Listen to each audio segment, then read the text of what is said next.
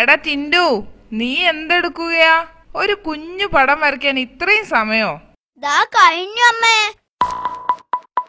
എടാ, ഒരു ബാക്ടീരിയയുടെ പടം വരയ്ക്കാൻ ഇത്രയും സമയം എടുത്താ ഒരു ആനയുടെ പടം വരയ്ക്കാൻ നീ 4 മാസം എടുക്കല്ലോ. വൃത്തിയായിട്ട് വരയ്ക്കാമല്ലോ എന്ന് കരുതിയ അമ്മേ.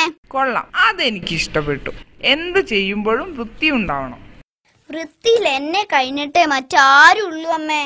എന്റെ ആൻസർ പേപ്പർ കണ്ടിട്ട് രമ ടീച്ചർ പറഞ്ഞത് എന്താ നമുക്കറിയോ? ഇല്ലടാ, എന്താടാ രമ ടീച്ചർ പറഞ്ഞത്? ഈ ടിൻഡുവിന്റെ ആൻസർ പേപ്പർ നോക്കൂ, എന്തൊരു വൃത്തിയാണെന്ന്. മിടുക്കൻ, നിന്നെ കുറിച്ച് എനിക്ക് അഭിമാനം തോന്നടാ. ആട്ടെ, എന്തുകൊണ്ടാണ് നിന്റെ ആൻസർ പേപ്പർ ഇത്ര വൃത്തിയായിരുന്നത്? ഞാൻ അതിലൊന്നും എഴുതിയിട്ടില്ലായിരുന്നു. നാശം പിടിച്ചവനെ, പറയുന്നത് കേട്ടില്ലേ? ആൻസർ പേപ്പറിൽ ഒന്നും എഴുതിയിട്ടില്ലെന്ന്. എഴുതി കുളമാക്കുന്നതിനേക്കാൾ നല്ലതല്ലേ അമ്മേ ഒന്നും എഴുതാതെ പേപ്പർ വൃത്തിയായി വെക്കുന്നേ. ഇങ്ങനെ പോയാൽ തെക്കേലെ കുമാരേട്ടനെ പോലെ നാടിനും വീടിനും വേണ്ടാത്തവനായി തെണ്ടി തിരിയേണ്ടി വരും. ചുമ്മാ കൊതിപ്പിക്കാതെ. അത് പോട്ടെ, നീ ബാക്ടീരിയയുടെ പടം വരച്ചോ?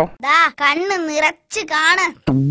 ഇതിലൊന്നും കാണുന്നില്ലല്ലോ. ഇതിനാണോടാ നീ ഇത്രയും നേരം എടുത്തത്?